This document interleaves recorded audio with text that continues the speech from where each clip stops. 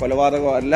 കേസിന്റെ കാര്യങ്ങൾ പരിശോധിക്കുമ്പോൾ അറിയാം, അവർ മുൻകൂട്ടി തീരുമാനിച്ച് ആളുകൾ വെയിറ്റ് ചെയ്ത് സംഘം ചേർന്ന് യോഗം ചേർന്ന് കൊല്ലാൻ തീരുമാനിച്ചു. ഫോട്ടോയിൽ ഈ ചെറുപ്പക്കാരുടെ ഫോട്ടോക്ക് നേരെ ഇൻഡു മാർക്കിട്ടിട്ട് ഫേസ്ബുക്കിലും വാട്സപ്പിലും സ്റ്റാറ്റസ് ഇട്ടു. അവർ ബസ്സിൻ്റെ വരുന്ന റൂട്ട് തീരുമാനിച്ചു, ഡേറ്റ് തീരുമാനിച്ചു, പ്രതികൾക്ക് രക്ഷപ്പെടാനുള്ള വാഹനം തീരുമാനിച്ചു, പ്രതികളുടെ വസ്ത്രം കത്തിക്കാനുള്ള ആളവരെ ചുമതലപ്പെടുത്തി.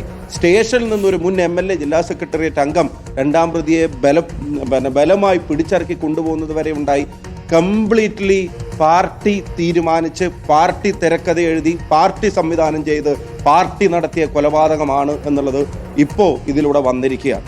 രണ്ട് കാര്യങ്ങൾ പറയാനുണ്ട്. ഒന്ന്, ഈ നീതി, സ്വാഭാവിക നീതി അട്ടിമറിക്കാൻ ജനങ്ങളുടെ പണമെടുത്ത് ചെലവഴിക്കാൻ ഇവർക്ക് എങ്ങനെ ആരധികാരം കൊടുത്തു?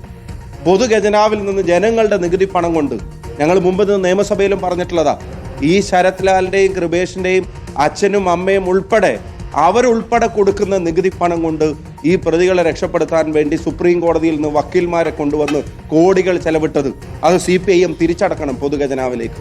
രണ്ട്, ഈ കുടുംബങ്ങളിൽ ചെന്നിട്ട് അവർക്ക് ആശ്വാസം കൊടുക്കുന്ന പോലെ അവരോട് ഈ പ്രതികൾക്ക് തൂക്കുകയറ് മേടിച്ചു കൊടുക്കണം എന്ന് വരെ പറഞ്ഞിട്ടുള്ള ഒരാൾ കാല് മാറിയപ്പോൾ, പാർട്ടി മാറിയപ്പോൾ ഇവിടുത്തെ വക്കീലിനെ വെച്ചിട്ട് ഈ പ്രതികളുടെ വക്കീലാക്കി മാറ്റുന്ന തരം താണ നടപടിക്കും CPM നേതൃത്വം നൽകി.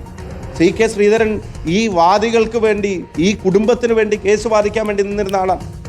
അയാൾ പാർട്ടി മാറിയപ്പോൾ കേസിൽ നിന്ന് ഇവിടുന്ന് വിടുതൽ ചെയ്ത് അപ്പുറത്തെ പ്രതികൾക്ക് വേണ്ടി അയാൾ അപ്പിയർ ചെയ്യുക.